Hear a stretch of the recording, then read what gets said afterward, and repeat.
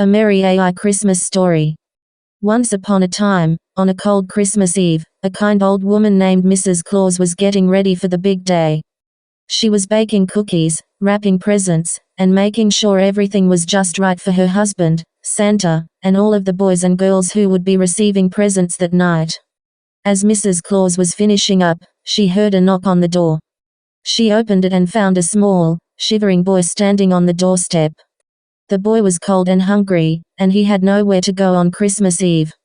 Mrs. Claus's heart went out to the boy, and she invited him inside. She gave him a warm meal, a cozy bed to sleep in, and a special present from Santa to open on Christmas morning. The boy was overjoyed, and he fell asleep with a smile on his face. The next morning, Santa and Mrs. Claus brought the boy on their sleigh ride around the world, delivering presents to all of the good boys and girls.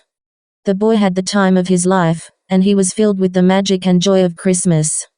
When they returned to the North Pole, the boy was sad to go, but Mrs. Claus told him that he was always welcome to come back and visit.